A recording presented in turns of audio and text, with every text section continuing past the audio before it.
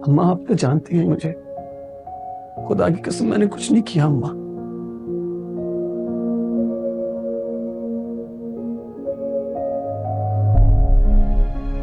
आपा क्या हो गया? आप जब से बाहर से आई हैं यहाँ पर आप गुमसुम बैठी हुई हैं। आपकी तबीयत तो ठीक है?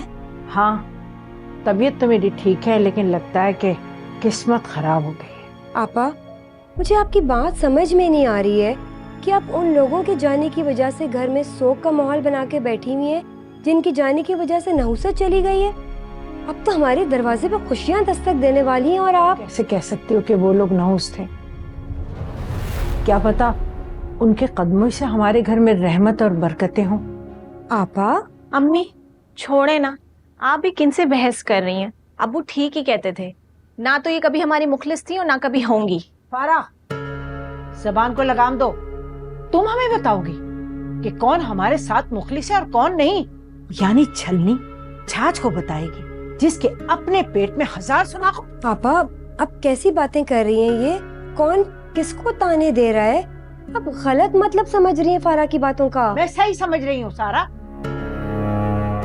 मुझे तो अब पता लगा है कि कर कौन रहा है और इल्जाम किसके सर पे धरा जा रहा है। आप कहना क्या चाहती हैं कि आपके लाडले बेटे ने जो किया वो सही था और मैंने जो किया वो गलत? कमाल करती हैं बड़ी अम्मी आप तो। कमाल तो तुम करती हो फारा। जो आज मैंने अपनी आंखों से देखा है ना, वो भी कमाल तुमने ही किया है। या फिर वो सच था या ये सही है? आपका ना दिमाग खराब हो गया है। अपने लाडले बेटे की करतूत देख के ना आप सठिया गई हैं। कुछ भी कहती हैं, कुछ भी सुनती रहती है और इल्जाम लगाती रहती है हर वक्त। शाहीन, तेरी जुर्रत कैसी मेरी बेटी पे हाथ उठाने की? हाँ? चल!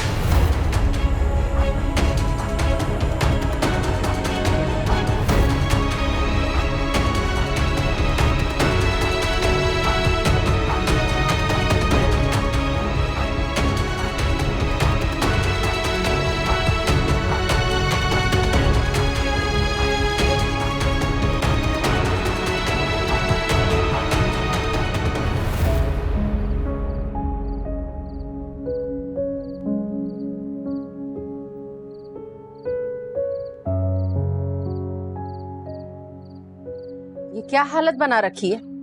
क्यों रो रो के घर में नहुसत फैलाई हुई है? इस घर से बेटी जैसी रहमत को रुला कर निकाला जाए, उस घर में नहुसत और बेबरकती हमेशा के लिए डेरा डाल लेती है सादिया बेगम। मेरी बात तुम नहीं समझोगी, क्योंकि तुमने तो खुद अपने बाप जैसे भाई का घर छोड़ा था अपनी जिद और गर्ज की खातिर। ये क्या कह रहे हो न्याज हुसैन? इतना सब कुछ हो गया और तुम्हारी सुई वहीं की वहीं अटकी हुई है। यही तो मैं कह रहा हूँ कि इतना सब कुछ हो गया, लेकिन तुम्हारी जिद और अना की सुई अभी तक वहीं अटकी हुई। तुम अपने सामने किसी को टिकने ही नहीं देती। अपनी अना का परचम लहराने के लिए तुमने मेरी बेटियों को टके टोकरी कर दिया, और इसके लिए मैं तुम्हें कभी माफ नहीं करूंगा। तुम मुझे माफ करोगे? अरे तुम होते कौन हो और तुमसे माफी मांग कौन रहा है? और जहां तक बात मेरी जिद और अना की है ना, मेरी जिद से जो भी टकराएगा वो पाश पाश हो जाएगा, चाहे वो तुम हो या फिर तुम्हारी औलाद। याद रखना तुम ये बात। मैं तो समझ ही जाऊंगा सादिया बेगम, मगर तुम भी मेरी एक बात गिरा से मान लो। ये वक्त किसी का नहीं होता, और उनका तो बिल्कुल नहीं जो बड़े बड़े बोल बोलते हैं। डरो उस वक्त से जिस दिन ये बोल तुम्हारे मुंह पर मारे जाएंगे। मेरी फिक्र करने की जरूरत नहीं है। अव्वल तो ये वक्त आएगा नहीं, और अगर बिलफर्ज कभी आ भी गया ना, तो तुम्हें मदद के लिए नहीं पुकारूंगी। बैठ के यहाँ रोते रहो।